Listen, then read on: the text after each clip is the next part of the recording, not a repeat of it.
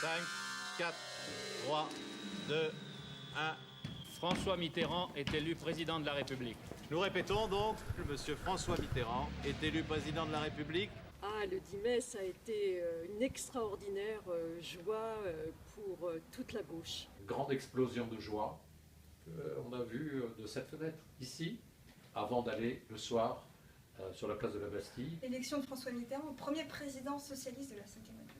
J'avais organisé une fête qui est devenue une fête maintenant historique et mémorable, où il y a eu des centaines de milliers de personnes qui ont crié leur bonheur de cette victoire qui était leur victoire. Enfin, après des années et des années où il n'y avait jamais eu d'alternance, la gauche arrivait au pouvoir. Et c'est aussi l'histoire d'un parti, le Parti socialiste ici, qui a su, derrière François Mitterrand, avec lui, rassembler. En 81, j'avais 27 ans. J'étais pas malheureusement, j'étais pas née.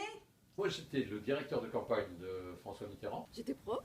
Et ici, c'était mon bureau. J'ai toujours été une citoyenne engagée, mais j'étais pas au Parti socialiste. Je suis allée voter, tout d'abord, avec beaucoup de conviction et de détermination. Ici, là, il y avait une table. J'ai eu un coup de fil de la Sofres me disant « Mitterrand va être élu ».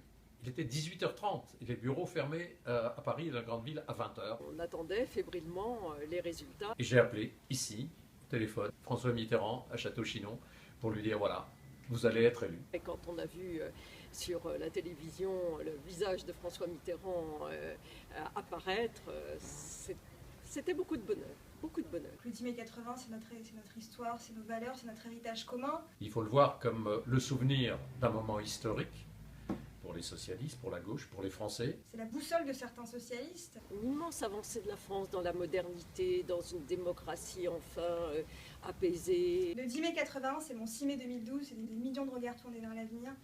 C'est l'idée que tout est possible, que d'une page blanche, que tout reste à construire. Lorsque l'on propose un projet global à une société et qu'on lui permet de se projeter dans l'avenir, alors on peut susciter de l'enthousiasme, de l'énergie, du dynamisme. Est-ce qu'aujourd'hui, cette démarche-là ne devrait pas être celle qui nous conduit vers une réalisation durable de ce qui est notre objectif? Pas simplement le pouvoir, mais changer la vie. Changer la vie. La gauche peut être rassemblée, la gauche peut être unie, peut être belle, peut être grande, elle peut mener à la victoire, elle peut mener à l'espérance. On a démontré qu'on pouvait gouverner la France, que la gauche pouvait être une gauche de pouvoir et en même temps une gauche de transformation.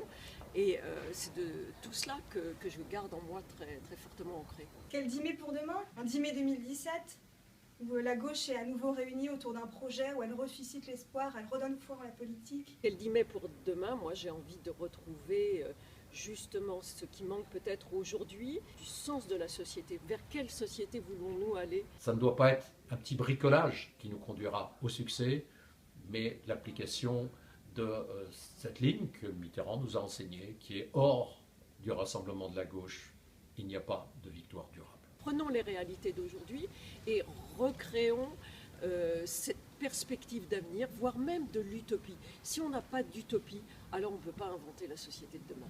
Fabrique ton 10 mai, je dirais, mobilise-toi aujourd'hui, dès maintenant, crois en l'avenir, engage-toi dans le Parti socialiste, réclame-toi du débat, va à la rencontre des gens, ne te dis pas que les choses sont figées et que rien n'est possible. Tout est possible.